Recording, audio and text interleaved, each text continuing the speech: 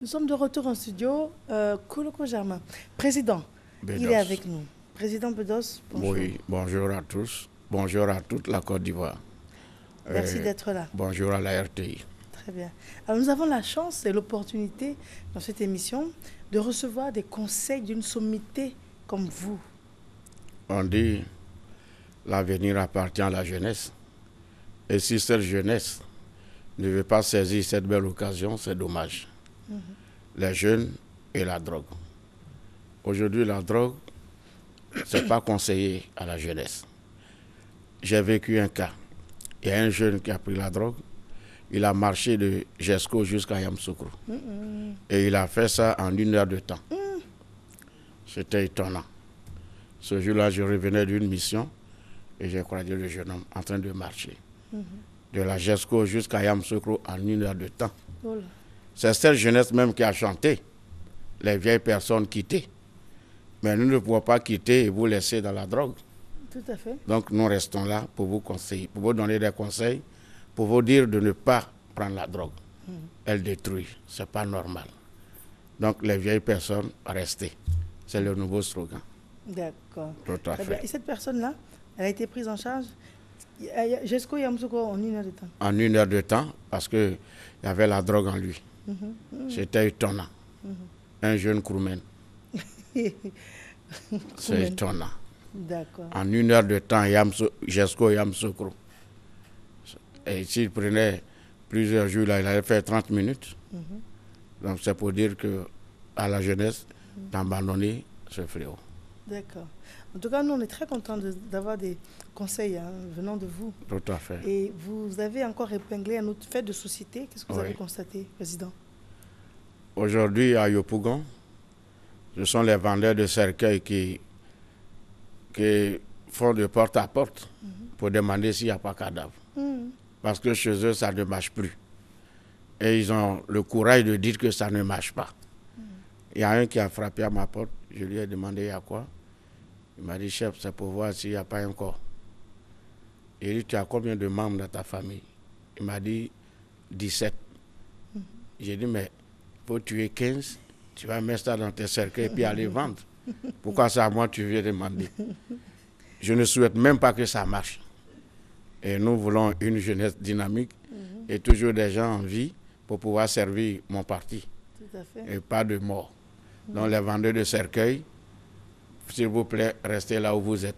Le cercueil, ça se mange, vous pouvez manger. Ça peut vous Donc aider. maintenant, ils font carrément du porte-à-porte. Tout à fait.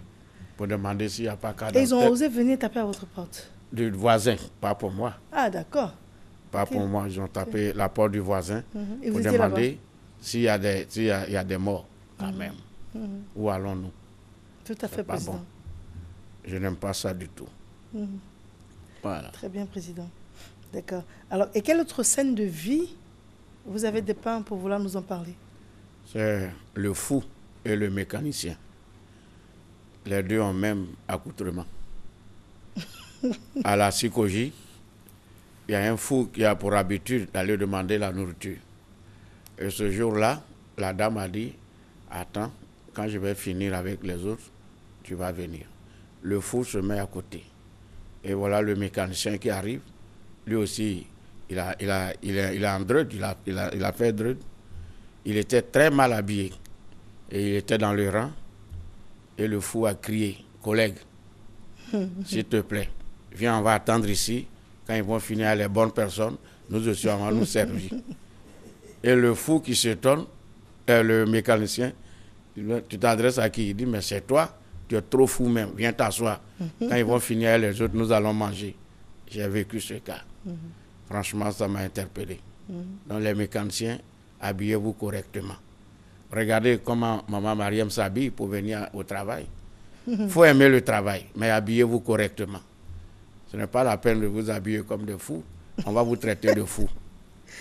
Donc voilà un peu ce que j'ai vécu. Et vous étiez où quand la scène s'est passée? J'étais de passage. Ok. J'étais à la psychologie, toujours à Yopougon. D'accord. J'ai une grande famille à Yopougon. Ah, Donc, d'accord. tout le temps, je suis Vous là-bas. êtes là-bas. On appelle là-bas Yopougon Piment Rouge. D'accord. C'est là-bas que ça s'est passé. Ok, très bien. Et les jeunes filles, parce que vous avez souhaité nous en parler, elles étaient à Yopougon aussi? Franchement, je n'étais pas à Yopougon. Ah, C'était un dîner gala à Angré. Et le dîner gala, c'est autour d'une table ronde. Ils ont demandé aux invités d'aller se faire servir. Et le monsieur, en partant, il a laissé son portable. Au retour, il ne retrouvait plus le portable.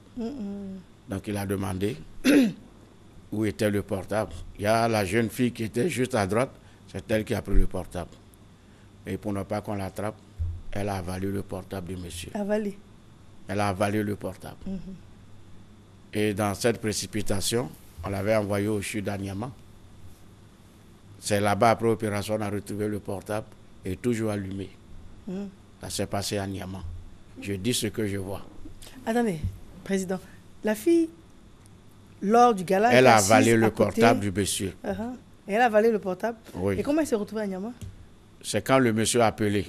Elle avait commencé à vibrer. Ok. Et il fallait l'amener d'urgence au CHI. Yopougon était rempli. Très civil Cocody. Donc c'est à Nyama qui nous a accueillis. D'accord. C'est là-bas, après l'opération, on a retrouvé le portable, toujours allumé. C'était extraordinaire. Une fille Tagbana. Pour qu'on se méfie. Mais pourquoi vous êtes parti à Nyama? Vous vouliez l'assister? Étant président, je devais suivre la jeune fille pour surtout des frais. Et je vais m'acquitter d'un devoir. C'était de m'excuser auprès de la population de Tabou et surtout au père Paulin. Je devais être là-bas avec les amis, mais la technique a disposé. Je n'ai pas pu y aller et je présente toutes mes excuses à la population et aux chrétiens catholiques de Touba, de Tabou, autant pour moi. Que le Père m'excuse, ça sera une partie remise. Nous allons revenir. D'accord, très bien. Alors, Président, ça va être de notre mot de fin. Tout à fait. Nous constatons que vous êtes très apprécié et très sollicité. Vous êtes très proche de la jeunesse aussi. Tout à fait. Je donne des conseils. Je demande aux jeunes de travailler. S'il n'y a pas de travail à Abidjan, on peut retourner au village. Au village, il y a la terre. On peut exploiter la terre. Mais moi, pour le moment, je ne peux plus travailler avec la machette. Donc, je reste à Abidjan pour vous donner des conseils. D'accord, Bon Président. attendeur, salut. Très bien, Président. Merci. Alors, vous êtes un président exemplaire parce que vous avez même des contacts à communiquer. Que vous allez donner. D'accord, Président. Donc, j'ai la permission alors. Allez-y. Très bien, Président. Le président est joignable au 77 86 84 07. Il est également joignable au 07 03 04 54. 77 86 84 07 et 07 03 04 54. Ce sont des numéros de bonheur. Tout à fait. C'est un numéro donne travail. Très bien. C'est un numéro donne enfant. Ce numéro donne la vie. On a Appelez un à ce président numéro. exemplaire. Mais En tout ne cas- me bipez pas parce que je ne vais pas répondre. Ah, ok. D'accord. Il y Très a bien, des gens qui Président. bipent. Ce n'est pas normal. C'est pas normal. Très bien. Appelez, même si c'est pour vous venir en aide, je suis prêt. Mais Très bien. n'appelez pas pour dire, pour parler un peu, je vais entendre, c'est dommage. D'accord, Président. Infiniment merci de nous avoir suivis. Nous sommes au terme de cette matinale. On se retrouve dès demain.